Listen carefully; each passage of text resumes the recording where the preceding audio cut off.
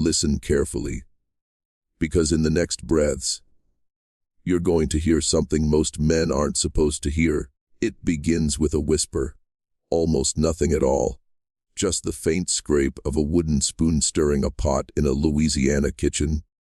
But if you lean in, if you truly listen, you'll hear the truth that those men heard moments before their tongues turned black, a soft voice they never feared, a presence they never questioned, a shadow inside the heart of their dynasty that smiled as she served them the sweetest food they had ever tasted. You're about to step into forbidden territory now, and once you take this step, you won't climb back out the same man. The story of the Fairchild dynasty doesn't begin with wealth or power or land measured in miles. It begins with something far more dangerous, the belief that they were untouchable. Men who thought nothing could reach them. Not fate, not justice, not consequence. Men who built their empire on the bones and backs of hundreds, telling themselves it was destiny, not cruelty. They lived inside a world carved out of silence, a world where the oppressed learned to walk without being noticed, and to wait without being seen. But beneath every empire built on domination, there is always one person who listens more than they speak, watches more than they act, learns more than they're allowed to know. And when that person finally chooses to move, they move with a precision that terrifies gods. Celia knew the rhythm of the Fairchild's arrogance better than they did. She understood the movements of their lives, the way a skilled hunter understands the sleeping breaths of an animal moments before the strike.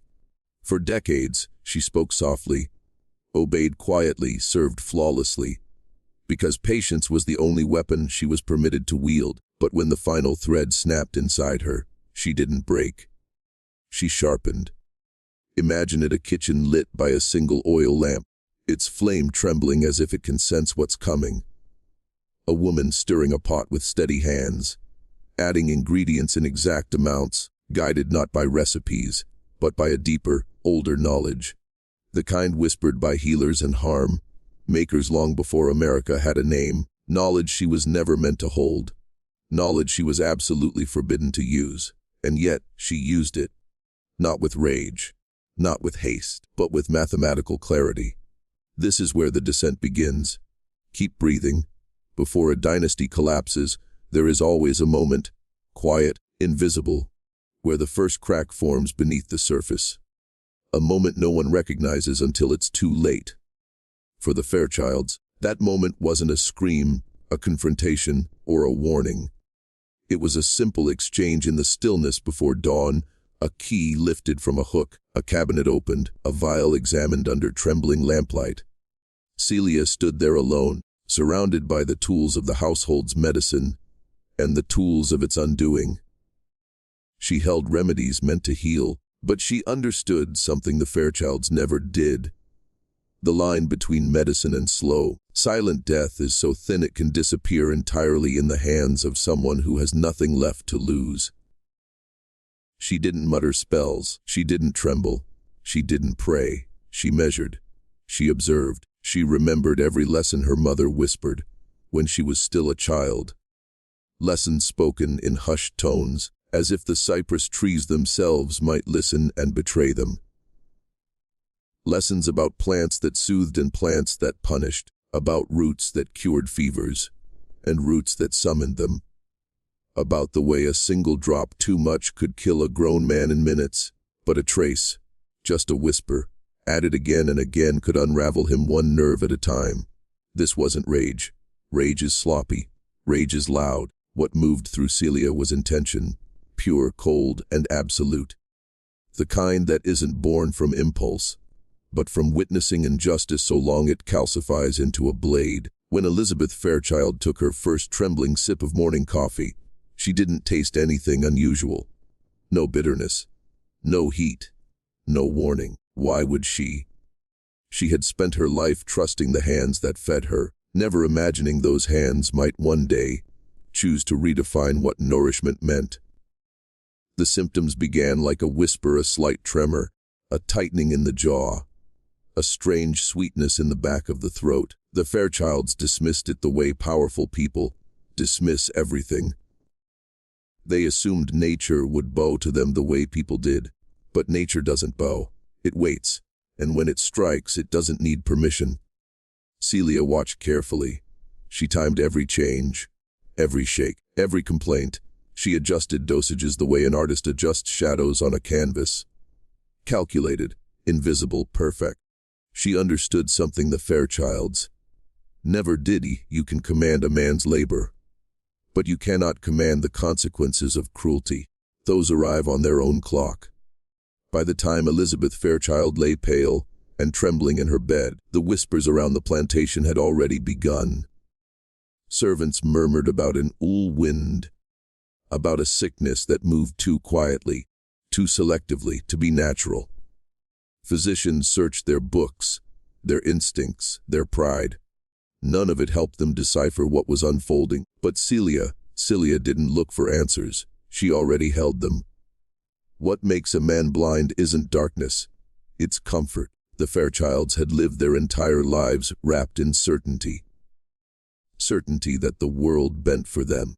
Certainty that nothing could reach them unless they allowed it. They believed power was something you displayed. They never understood that real power is something you hide. As the days passed, Elizabeth's symptoms deepened. Her handwriting deteriorated into jagged scratches. Her tongue darkened until it looked almost bruised by shadow. Her breath carried that strange, sweet odor physicians pretended not to notice. And through it all, Thomas Fairchild paced his house like a general waiting for reinforcements that would never arrive. But while Thomas panicked, Celia moved with unnerving calm. She served meals with the precision of a surgeon. She timed doses to the rhythm of the household. She watched the moment fatigue drained into fear, and she knew the boundary between fear and vulnerability had finally cracked open, because once fear enters a house, it never leaves without taking something with it. Still, she didn't rush. She didn't push. A dynasty doesn't collapse from a single blow. It collapses one thread at a time, and she intended to cut every thread with the same quiet hand the Fairchilds had ignored for decades. When Elizabeth finally died, the plantation fell into a hush, an unnatural hush, the kind that signals a predator is nearby even when you cannot see it. Guests offered condolences. Ministers spoke of mysterious fevers. Dr. Leblanc muttered about anomalies he couldn't explain, but none of them recognized what Celia had already realized. When the powerful lose someone they care about, they don't look inward. They search for another place to tighten their grip, and that grip, tightened by fear, would give her access she had never possessed before. For the first time in her life, the Fairchilds needed her, not as a servant, not as a cook, but as the keeper of routine, the stabilizer of a household spiraling into uncertainty. They believed she was helping restore order. They didn't understand she was guiding them toward the next fall. Death didn't break the rhythm of the Fairchild plantations. It distorted it, warped it, turned every gesture into something uneasy. After Elizabeth's burial, the family moved through their routines with the stiffness of people who suddenly realized the world was not as obedient as they thought. Thomas forced himself back into bookkeeping. William buried himself in work and whiskey, and Margaret sought comfort in visiting relatives. But the house itself changed. Its silence grew heavier. Its edges felt sharper, and in that silence, Celia moved like a shadow trained to glide where no one else noticed. Men like the Fairchilds were taught to fear chaos, never realizing the most dangerous chaos is the kind that looks like order. So when Thomas insisted that Celia remain in the main house more often, to ensure the household ran smoothly in his wife's absence, Celia nodded. She stepped into the role he carved for her. And without him knowing, he placed her closer to the center of his world than she had ever been allowed before. Each morning, she walked the halls he believed he owned. She served meals at the exact hour he expected. She managed the still room with the same quiet efficiency Elizabeth once praised. Thomas saw these things and mistook them for obedience. He didn't understand that obedience, when worn like a mask, becomes the most effective camouflage in the world. Slowly, she mapped the next stage of her plan, not in words, not on paper, but in observation. She noticed William's visits became more frequent, his temper shorter, his eyes darting with unspoken suspicion. Not suspicion of her, but suspicion of fate. Men like him cannot accept power slipping from their grasp without demanding someone to blame. He sensed something was wrong long before he sensed where the wrongness was coming from. That was fine. Instinct without direction is just noise. Celia also watched the enslaved community. Not for allies. She would never risk their lives by involving them. But for the emotional tremors that moved through them like distant thunder. They mourned Anna. They mourned Elizabeth in silence, not from love, but from fear of what her absence might bring. They approached Celia with quiet respect, sensing something shifting around her, sensing that the woman who had always been steady as stone now carried the weight of something colder and far more deliberate. That tension fed her resolve. Because a man's death can rattle a household, but a woman's death, especially a mistress, can destabilize entire structures. It exposes cracks in lineage, in order, in identity. It leaves the remaining heirs scrambling to prove they are still in command. It was in that frantic scramble that Celia saw her opening, and she intended to take it. In the weeks after Elizabeth's death, the Fairchilds tried to stitch their world back together. But men who rule through domination always sue with trembling hands. Thomas insisted the household must return to normal, as if normal were something a man could order into existence. William, on the other hand, prowled the property like a wolf sniffing for threats only he could sense. Margaret retreated into bookkeeping and church visits, clinging to religion the way the dying cling to breath. But none of them noticed the quiet shift taking place beneath their feet. Because the shift wore an apron, moved silently, and carried herself with the calm of someone who already knew how this story would end. Celia didn't accelerate her plan. She slowed it. That's how you dismantle a dynasty. You don't strike harder, you strike deeper. She let the Fairchilds grow comfortable again, let their fear settle into routine. Let their grief soften into arrogance. Powerful people mistake recovery for safety, and safety for permanence. They build their stability on assumptions. And Celia intended to poison those assumptions one by one. When Thomas resumed hosting business dinners, it signaled the moment she had been waiting for. He wanted to show the parish he was still strong, still capable, still in control. Control is the favorite illusion of men like him. It blinds them, and Celia used that blindness the way an assassin uses darkness. She prepared meals with flawless precision. Not every dish carried her hidden signature, but enough did. She varied the method, the timing, the vessels. A touch in a sauce, a trace in a glaze, a fragment in a marinade. Nothing obvious, nothing immediate, just enough to loosen the threads of health that held the family upright. What made her plan elegant wasn't the poison. It was the psychology, because before a body breaks, a mind must weaken. She watched Thomas grow pale, his temper thinning, his hands trembling slightly. When he believed no one was watching, she watched William's energy shift, rage building under his skin, like a fever he couldn't explain. She watched Margaret retreat into herself, developing headaches that arrived with eerie regularity. And she watched them blame everything except themselves. Bad air, humidity, stress, the unnatural heat of that year's summer. Anything, everything except the truth. This is the moment every empire faces before it collapses. The moment where they sense the predator, but can't see it. Where they feel hunted, but don't know from which direction the teeth are coming. And Celia, she was already setting the next trap. The next fall in the dynasty began not with a scream, but with a sound so small most men would have ignored it. The faint clatter of a fork slipping from Thomas Fairchild's hand during supper. It struck the plate, bounced once, and stilled. A tiny, harmless sound, unless you knew what to listen for. Celia did. She recognized it as the first audible sign that the toxin had begun to anchor itself deep in his nerves. But Thomas, proud, stubborn, blind, simply cursed under his breath and reached for another fork, pretending the tremor in his fingers was nothing at all. Men like Thomas always pretend. Pretend they're strong. Pretend they're unshakable. Pretend the world won't dare touch them unless they command it to. Pretending becomes a shield, and eventually, a coffin. Celia watched from the periphery as the symptoms spread through him like roots through soft soil. Fatigue he brushed off as overwork. Shortness of breath he blamed on the humidity. Small lapses in concentration he dismissed as grief.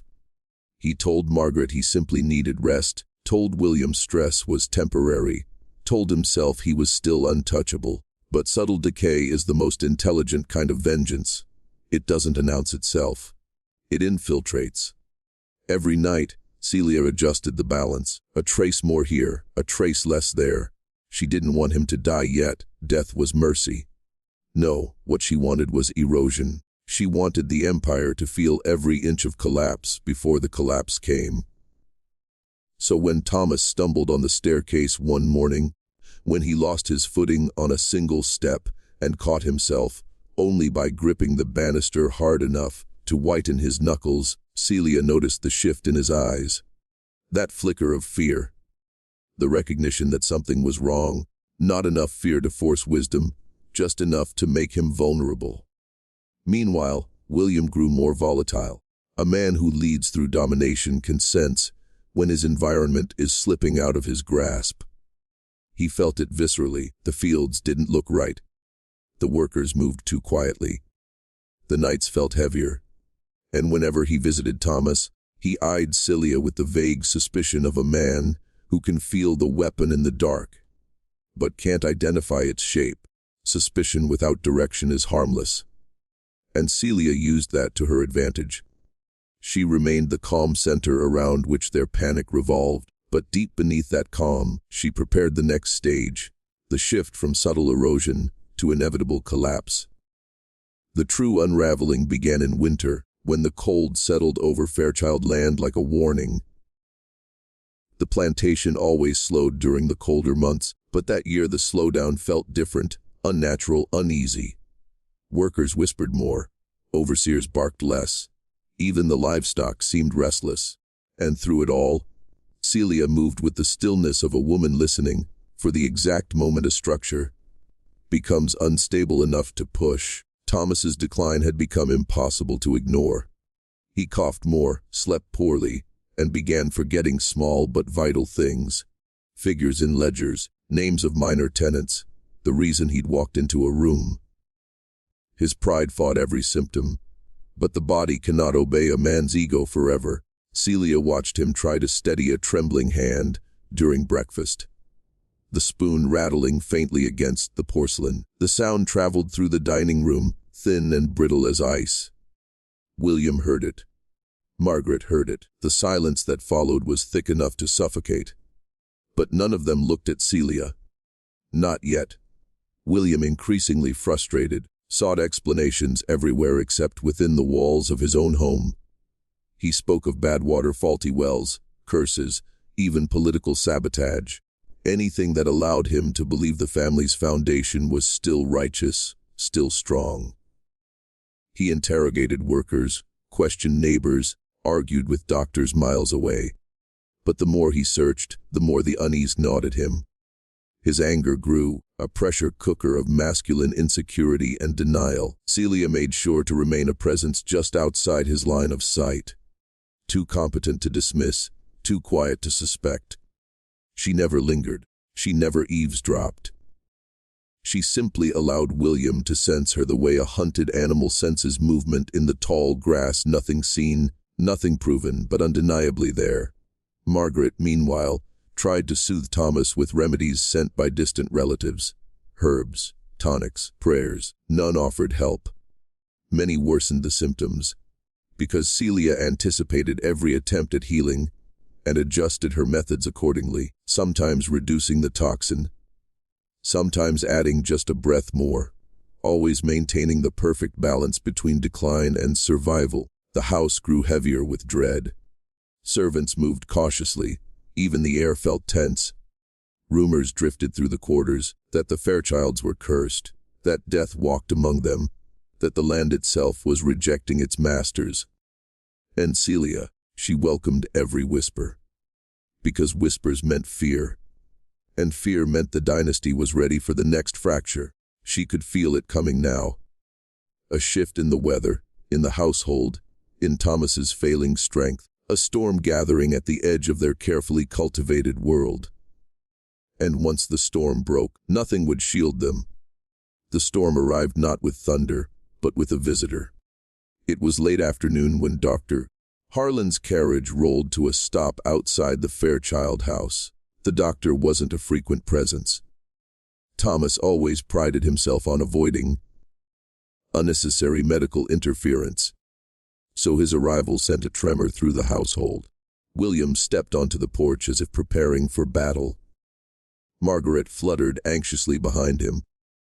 Celia watched from the kitchen doorway, her face composed, her pulse steady.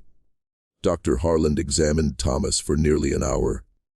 Celia moved through the house with measured calm, knowing the doctor's presence posed no real threat. Physicians of that era understood little of toxins, crafted from plants women had been using for centuries.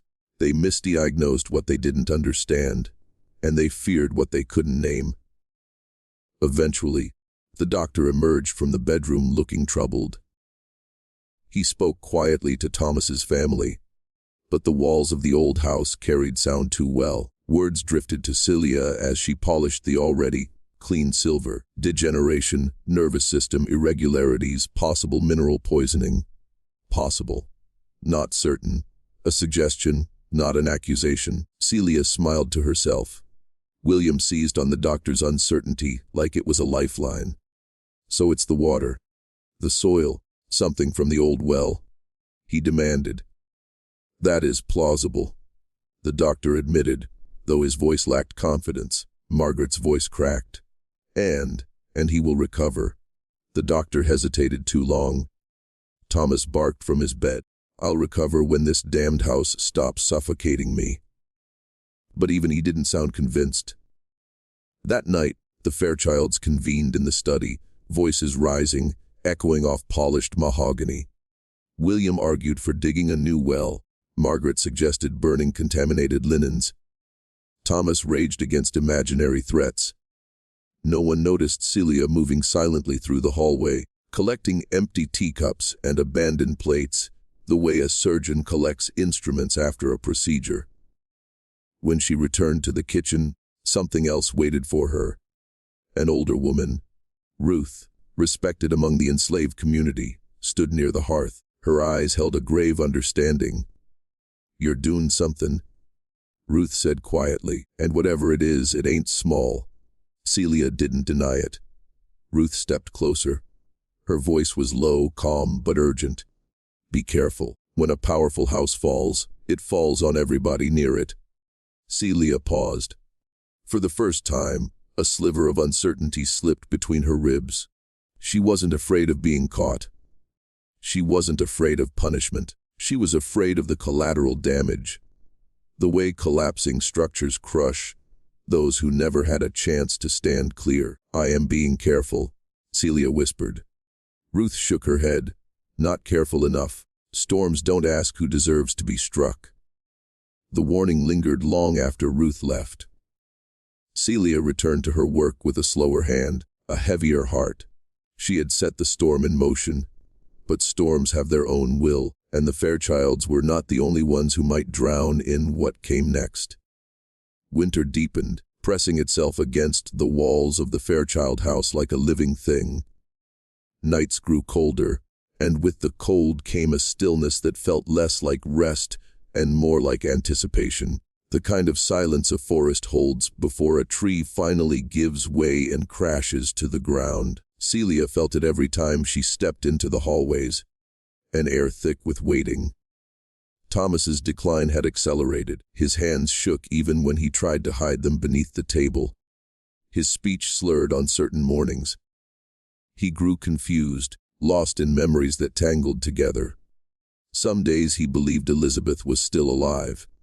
Other days he shouted at shadows, convinced intruders were lurking in corners. Margaret cried quietly in her room. William clenched his jaw until his teeth ached. The walls were closing in on them. But Ruth's warning echoed through Celia's mind. Storms don't ask who deserves to be struck. She adjusted her methods, working more slowly, more subtly.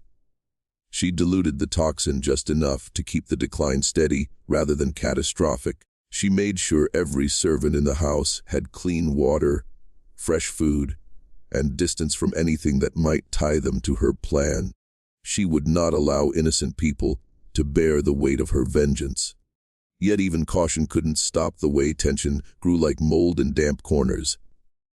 Then came the night Thomas collapsed. It was near midnight, a bitter cold wind rattling the shutters. William's voice tore through the house, raw, panicked, disbelieving. Celia was the first to reach the master bedroom. Thomas lay on the floor beside his writing desk, his breaths fast and shallow, his skin gray beneath the lamplight. His eyes flickered, unable to focus. Margaret sobbed into her hands. William knelt beside his father, shaking him as if force could pull him back to strength. Look at me!" Thomas's lips moved, but no words came. Celia stood just behind them, her face composed, her heartbeat steady despite the swirl of emotion inside her. Watching a man die was nothing new on a plantation. But watching a man die by your own design was something else. It wasn't triumph. It wasn't relief. It was gravity, a profound weight. William looked up suddenly, eyes wild. "Celia, get water, now!" She moved instantly, not out of obedience, but to maintain the illusion. She returned with a cup, steady-handed, calm. Thomas couldn't drink. His body no longer obeyed him. Within the hour, he fell unconscious. William sent for the doctor again, frantic, pacing like an animal trapped in a burning cage.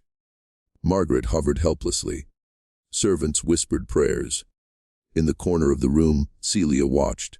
The patriarch of the Fairchild dynasty was dying, and she knew. This was only the beginning. When Thomas Fairchild finally succumbed to the invisible hand that had been guiding his decline, the house shivered under the weight of disbelief. Death in the family is always unsettling, but this was different. This was not a sudden tragedy, a fever caught in the summer air, or an accident along the bayou.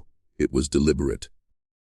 And yet no one could see it, no one could name it. The sense of powerlessness that descended over the Fairchilds was intoxicating, a heady, destabilizing force that made every glance suspicious, every whisper a dagger in the dark. William's fury burned hotter than grief.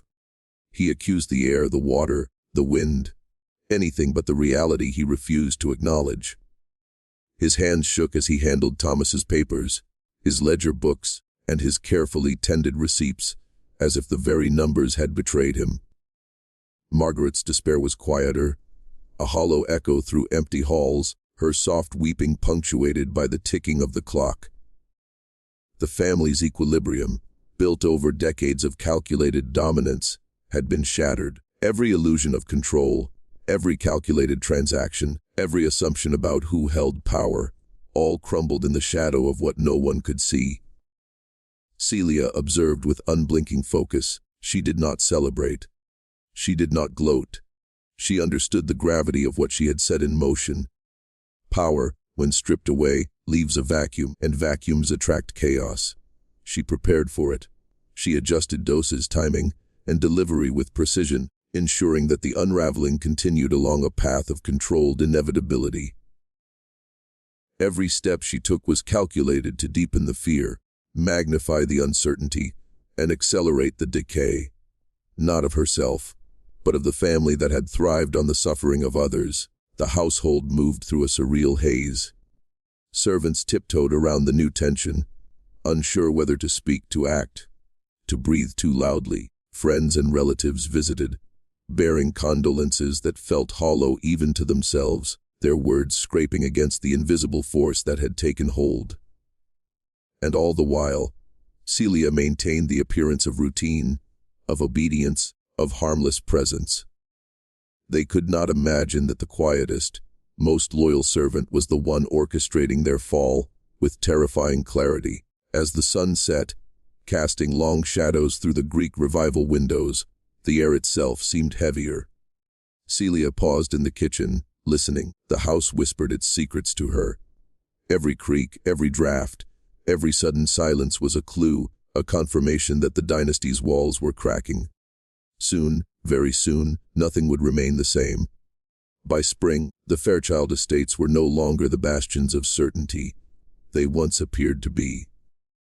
The air hung thick with tension, a quiet hysteria that none of the family could name. Thomas was gone, and with him vanished the last anchor of structured authority. William prowled the plantation like a man half blind, half crazed, swinging between rage and despair. Margaret moved through rooms like a ghost, her eyes wide with suspicion, her hands constantly brushing against the ledgers, as though they might whisper answers. Every corner of the estate was saturated with unease, and yet no one noticed the true architect of their unraveling, the woman whose silence was more potent than any weapon. Celia had learned long ago that destruction is an art. The subtlety of decay matters far more than the spectacle of violence. One tremor, one darkened tongue, one sleepless night at a time, and the dynasty would unravel without raising suspicion. She adjusted her methods according to the rhythms of their lives, observing the micro-expressions, the flickers of irritation, the uneven breath. Every family member was predictable in their privilege, predictable in their arrogance, predictable in the ways they sought to protect what they believed indestructible, and that predictability was her map, her advantage, her secret leverage. She moved between the three estates, as she always had, her presence ordinary, unnoticed. At William's plantation, she prepared dinners with the same meticulous attention to detail, slipping in subtle traces that would go undetected for weeks. At Margaret's, she handled the recipes and medicinal herbs with an almost ceremonial precision, ensuring that fear and uncertainty infiltrated every interaction, every sip, every bite. The family, so accustomed to power and control, interpreted every symptom as coincidence, every failing as bad luck or providence. They could not imagine that it was neither luck nor fate. They were the victims of knowledge, and patience wielded with surgical precision. Celia also understood the importance of symbols and perception. Small accidents, little whispers, misaligned routines, all became instruments in the symphony of fear she composed. Servants, unaware of her ultimate plan, spread the stories in hushed tones, their murmurs magnifying the family's paranoia. The Fairchilds began to doubt themselves, doubt one another, and in those doubts the empire began to fracture from within. And yet, Celia's mission was not complete. The cracks had widened, but the collapse was still to come. She paused one evening in the kitchen, inhaling the sweet, heavy scent of sugarcane and firewood. She allowed herself a fleeting moment of satisfaction before returning to her work. The next phase demanded even greater patience and greater precision. By midsummer, the Fairchild estates had entered a new phase. A slow, relentless decay that could not be ignored. The family's control over their world had eroded, leaving panic and suspicion in its place. Thomas was gone. William's temper flared unpredictably, and Margaret's careful calculations failed to restore order. Every effort to reclaim stability only deepened the chaos. And Celia moved through this chaos like a conductor, invisible but in complete command. The subtle effects of her careful work had begun to compound. Tremors became shakes, headaches became dizziness, fatigue became near collapse. The symptoms appeared sporadic, random, unconnected. But Celia knew the pattern, as only someone who has waited decades could know it. Each member of the family, was caught in a web of controlled deterioration, unable to see the strands that bound them. They blamed the air, the heat, stress, the land, but never themselves, never the one person who had always been there, silent and unseen. Celia understood fear. She understood how it could twist the mind of a man who had once believed he was untouchable. William's volatility grew worse with every new symptom in the household. He lashed out at his workers, at Margaret, even at Thomas's memory. Each outburst only confirmed to Celia that her work was precise. Margaret, increasingly timid, consulted her ledgers obsessively, searching for explanations in numbers that had no meaning. Every ledger was balanced, every record intact. Yet her own sense of control slipped, replaced by unease that gnawed at her, a creeping suspicion that she could not name. And then came the moment Celia had been waiting for, the symbolic act. She would no longer rely solely on unseen forces to dismantle a dynasty. She needed acknowledgement, recognition, not of her hand, but of the inevitability of their decline. She prepared a meal for William and Margaret, a simple dinner designed to soothe and disarm. The food was flawless, comforting, ordinary in every respect. Except for the subtle addition she had learned to perfect a trace, imperceptible, that would amplify their fear and accelerate their unraveling in tandem. As the family ate, their conversation fractured under the pressure of symptoms they could not explain. Margaret paused mid-sentence, a plate slipping slightly from her hands. William's fork trembled as he took a bite, and a cold shadow passed over his eyes. They looked at each other, searching for an explanation.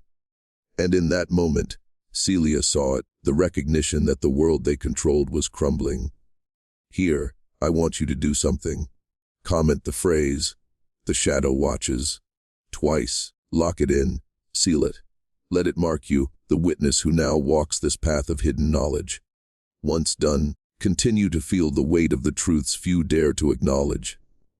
After the symbolic act, the Fairchild household descended into a state that can only be described as unraveling. Every movement, every glance, every conversation became a measure of fear. William paced the halls endlessly, shouting at shadows and servants alike, each outburst feeding the atmosphere of dread that Celia had orchestrated for months. Margaret retreated further into her ledgers, obsessively recalculating numbers as if order on paper could protect her from the unseen decay creeping through her veins. And yet, even as they grasped for normalcy, the invisible hand that had guided this collapse tightened with deliberate precision. Celia moved between estates, observing, adjusting, refining. Her presence was assumed to be ordinary, helpful, loyal, indispensable. But the truth was far darker. Every gesture, every measure, every ingredient she handled carried the weight of decades of observation, study, and patience. She had learned the nature of each Fairchild, the habits and weaknesses they clung to, the subtle patterns that revealed their vulnerabilities. She understood fear as an instrument, anxiety as a tool, and obedience as a veil behind which devastation could be cultivated. By now, the symptoms of decline had spread: tremors, dizziness, blackened tongues, fatigue that sapped the once formidable energy of William and Margaret. The household physicians were baffled, attributing the maladies to nervous disorders, environmental factors, or the supernatural.